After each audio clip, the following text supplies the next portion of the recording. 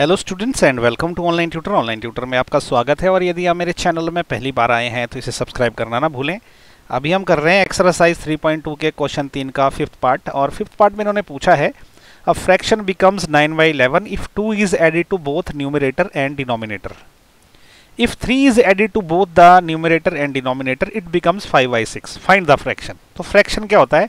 कोई बटे वाला नंबर होता है। ओके, अच्छा हमें क्या है ना, हमें फ्रैक्शन निकालना है। ओके, तो हमने क्या मानना है, न्यूमरेटर और डिनोमिनेटर, क्योंकि फ्रैक्शन निकालने के लिए हमको न्यूमरेटर और डिनोमिनेटर अगर दोनों पता रहेंगे तो हम फ्रैक्शन लिख सकते हैं एक्स वाई वाई। ओके, तो हम कैसे चालू करेंगे इसको, ऐसे लिखेंगे कि let numerator is equal to X. Okay, let और डिनोमिनेटर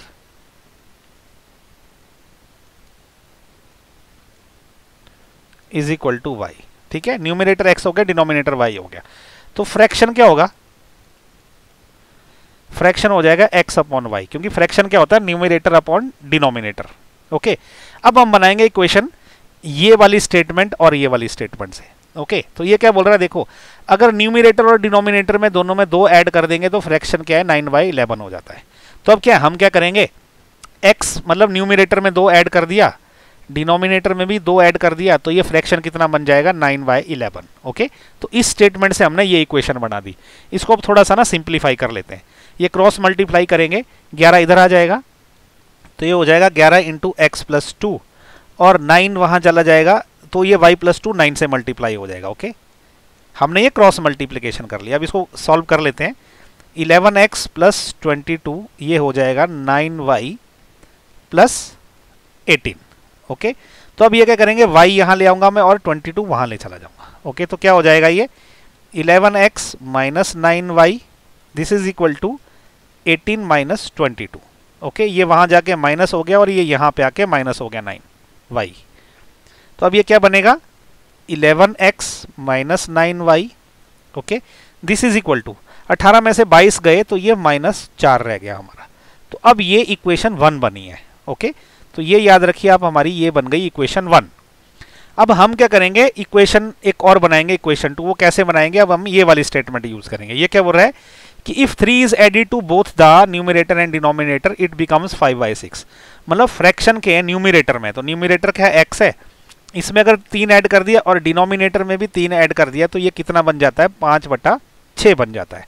अब इसको सिंप्लीफाई कर लेते हैं, क्रॉस मल्टीप्लाई हो जाएगा तो 6 into x plus 3 is equal to 5 into Y plus 3 हो जाएगा।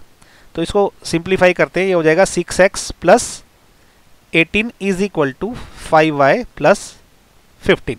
अब क्या 5y में यहाँ ले आता हूँ तो ये हो जाएगा 6x minus 5y this is equal to, ये 18 को मैं वहाँ ले जाऊँगा तो ये हो जाएगा 15 माइनस 18, क्योंकि ये माइनस का हो जाएगा वहाँ जाके।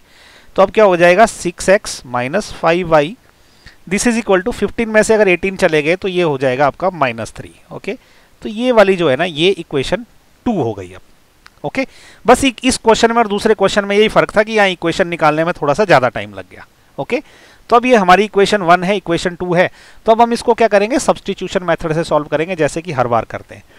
तो हम क्या करेंगे, चाहे तो यहाँ से चाहे तो यहाँ से x की वैल्यू निकाल लेंगे। ओके, तो मैं क्या करता हूँ ना, यहाँ से निकाल देता हूँ इक्वेशन 2 से x की वैल्यू। ओके, तो ऐसा लिखेंगे कि फ्रॉम इक्वेशन 2, फ्रॉम इक्वेशन से 2 होगा, 2 से क्या होगा, x minus 5y this is equal to -3। तो अब 6x क्या हो जाएगा, ये 5y वहां जाके प्लस का हो जाएगा तो ये हो जाएगा 5y माइनस 3। ओके, तो x कितना आ जाएगा हमारा, 5y माइनस 3 अपॉन 6। तो ये निकल गई x की वैल्यू। ओके, ये याद रख लीजिए आप। अब ये वाली जो वैल्यू है ना, ये मैं पुट करूंगा कहाँ पे, इक्वेशन 1 में, क्योंकि 2 से हमने इसकी वैल्यू निकाली है। तो इक्वेशन 1 में ये डाल देते हैं, तो जहां जहां x रहेगा वहां पे ये वाली वैल्यू डाल देंगे। तो क्या आ जाएगा हमारा 11, ऐसा लिख देते हैं हम कि पुट x इन इक्वेशन 1। तो अब यहाँ क्या हो जाएगा, देखो 11 into 5y minus 3 upon 6 minus 9y this is equal to -4। तो अब इसको नेक्स्ट पेज पे सिंप्लीफाई कर लेते हैं।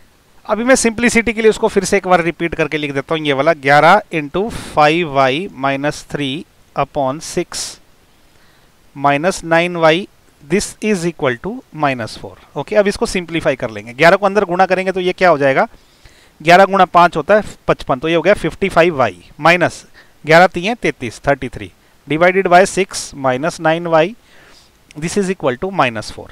अब इसको ऐड कर लेते तो एलसीएम 6 आ जाएगा इधर, तो ये आ गया 6, तो ये क्या हो जाएगा 55y माइनस 33 माइनस 9 को 6 से गुणा करेंगे तो ये 54 हो जाएगा, तो ये 54y हो जाएगा, दिस इज इक्वल टू -4।